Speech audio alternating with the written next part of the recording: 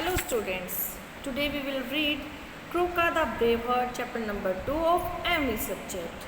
Students, in this chapter you have already read about all stories. In this chapter we will read beauty is not in the face, beauty is a light in the heart.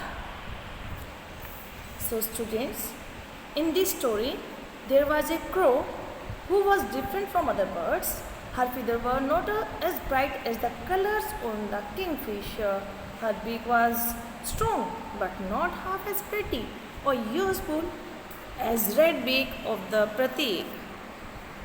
Don't ever try to walk like a princess. Teach the magpie robin, show off a few steps. Students, in this story we will read that Croca was a crow who was different from other birds. He was very kind and intelligent also. One time what happened? The birds flew to the safety of their perches. The sound tore through the air again. It came from the pond. The birds now flew toward the pond as fast as they could. There, struggling in the water, was a kitten. A kitten in this story, a kitten was in danger and all birds tried to help him. So, all birds shouted that, please do something, save it. Who were they pleaded with? Each other, the water, the sky. Something had to be done to save the kitten, but no one knew what to do. Everyone shouted as loudly as they could. Croca was the only one silent. Why? Because she was thinking and thinking fast. Could she dip a wing over the drowning animal for her to grab? Could she? Croca flew down to a thin branch, hanging over the water. The other birds shrieked and screeched, yelled and cried as the kitten bobbed in the water. Croca edged to the end of the branch. The branch dipped over the water. Stop crying. Join me on this branch. She shouted to the other birds like a true leader. She called out their names. The bigger and heavier one went first. Hawk, pigeon, drango, magpie, manna, babbler, bulbul, with every bird landing on the branch. It dipped a little closer to the water. She did not have to call for the smallest. Why? Because she needed heaviest and bigger animal. Next, by now, the weight of the birds had bent the branch low over the water. The kitten grabbed it. Oops! The weight of the wet kitten almost pulled all the birds into the water. Fly, let's go, fly, ordered Croca. Why?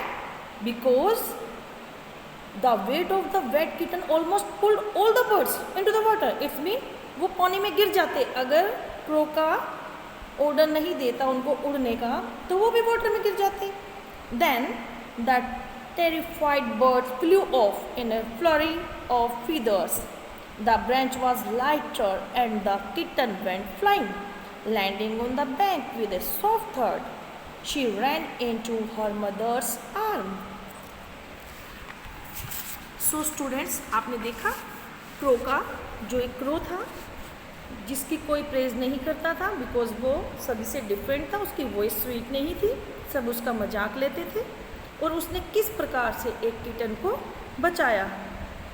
जब सभी पक्षी चिल्ला रहे थे help के लिए, उस समय क्रोका ने अपनी सोच के द्वारा किटन को सेव कर लिया.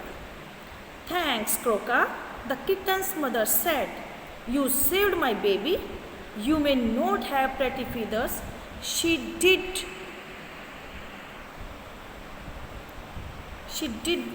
Very very well. और जो किटन की मदर थी उन्होंने उसको बहुत धन्यवाद दिया और बहुत खुश हुई. आप जैसे कि आप पिक्चर में देख रहे हैं किस प्रकार क्रोका ने बचाया किटन को और फिर किटन की मोम ने किस प्रकार धन्यवाद दिया. और उन्होंने क्या कहा कि आपके पास अगर अच्छे फीदर नहीं है तो क्या हुआ, you have a heart of gold, आपका एक जो दिल है वो बहुत सोने का है, क्योंकि सोने को बहुत अच्छा माना जाता है, शुद्ध और पवित्र माना जाता है, तो उसको गोल्ड की संज्ञा दी गई। You are the smartest, kindest and bravest bird, said the kitten. और जो क्रोका था वो बहुत खुश हुआ, और जब हम किसी की हेल्प करते हैं ना, अंदर से कुछ खुशी मिलती है, वो खुशी इस समय क्रोका फील कर रहा था। अब इससे हमें क्या मिलता है, क्योंकि और जो बर्ड्स थे जो उसका मजाक बनाते थे ना, उन्होंने भी मजाक बनाना उसका बंद कर दिया। नेवर जज a bird by its feather, they said. जैसे कहते हैं ना, नेवर जज a book by its cover. हम किसी को सिर्फ ऊपरी दिखावे से नहीं जज कर सकते कि वो ऐसा पर्सन है और वो ऐसा है, वो ऐसे दिखता है, जब तक उसका बिहेव आपको पता ना चले। सो स्टूडेंट्स, हमने इसमें क्या पढ़ा, क्या याद किया? It is not how you look on the outside that matters, what matters more is how you treat others. A truly beautiful person is one whose action show kindness and care.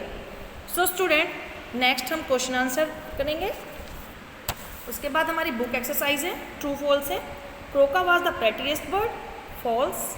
A little bird was struggling to get out of the pond, false. क्रोका was silent because she was scared of the sound, false.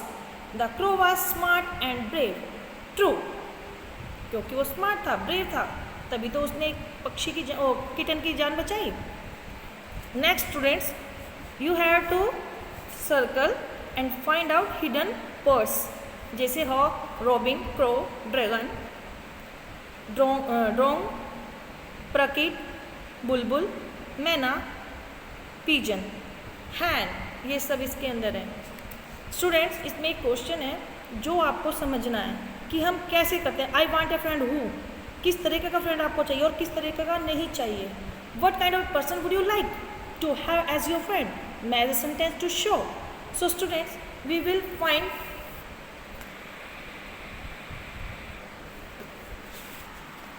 next, you have to do yourself. Next,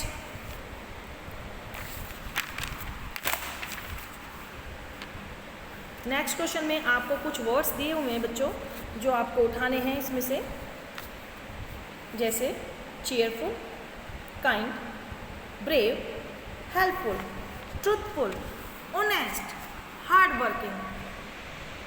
next आपको एक ऐसे person की picture paste करनी है जो आपको बहुत अच्छा लगे, जो दिल से बहुत सुंदर हो, जैसे कि आपको इमेज ऐसी लगे जो आपने अभी स्टोरी पढ़ी है उससे रिलेटेड। नेक्स्ट में आपको लाइफ स्किल में दिया हुआ है कि आपको कुछ क्लाउड बनाए हुए हैं जिसमें आपको शो कर रही है योर ब्यूटी, जैसे ऑनेस्टी, ये हमारी ब्यूटी को बढ़ाता है, kindness, helpful, caring, brave and cheerful. So students, help others, be kind for others, and be happy always. So write your moral from this story, and thank you. Have a nice day.